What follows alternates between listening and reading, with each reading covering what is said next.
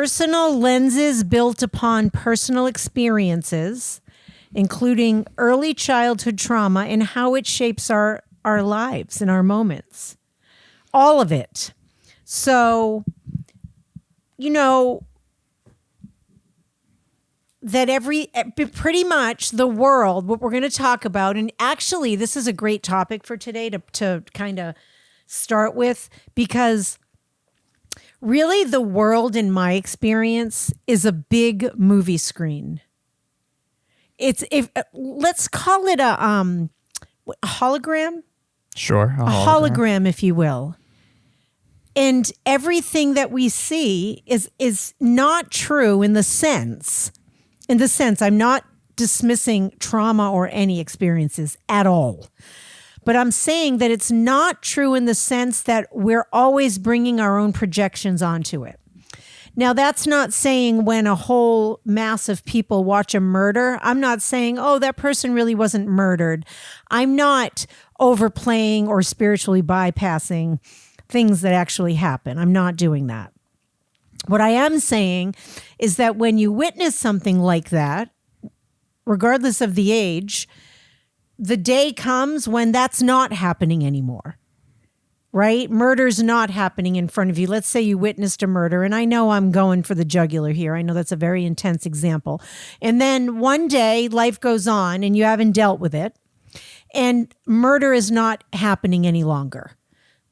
You are going to, for sure, take whatever undealt, held in feelings happened in that moment, and you are going to project it all over your life. And this is why I am a huge believer in personal development work, healing, spiritual healing. I don't care what it is. I'm a big believer in therapy, in groups, and any kind of healing work, but there are a gazillion ways to heal out there. A gazillion ways. If therapy's not your thing, there are coaches that will help you. There are programs that will help you. There are spiritual programs. There's the Course in Miracles. There's Eckhart Tolle. There's Byron Katie. There's the Four Principles. Like, name it. My plea, I just basically stand for healing. Does that make sense?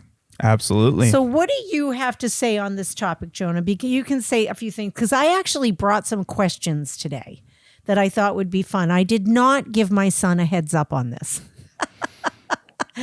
Not intentionally. I just found them during my work, and I was like, I'm going to bring these today. Okay. All right. So, but go ahead. Speak on what you will, Mr. I'm going to be going to school for this. What do you think about this topic, and what do you want to start with? I mean, I think I have a piece of hair on my mic. I think it's absolutely true that every bit of information that anyone ever takes in is purely based on your perception and your perceptive senses. We have obviously our 5 physical senses through which we engage with everything in the world, with sight, hearing, touch, taste, and smell. And from literally when we are in utero, we are developing those senses, and those are the mechanisms that allow us to take in things from the world. So, we're never actually, in the way that you said, taking in an actual event. We're taking in our own perception of an event. And those perceptions can be changed by so many different things in so many different ways. Trauma is a huge one that changes a lot of people. The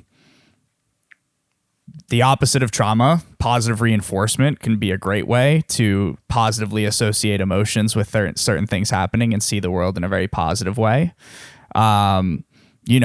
Changes to your actual senses over time can impact how you take in things and how you see the world. As you continue to age, your senses change. Some become stronger, some become weaker. I'm just kidding. And all was that word age that I reacted to? Sorry about that one. Mm-hmm. The unfortunate truth. Well, maybe not so unfortunate, but I don't think it's unfortunate, but it is a reality. Mm-hmm. And all of that contributes to, people. It is quite very possible that two people perceive the same event and come away with completely different accounts and completely different stories from what happened based on what's going on.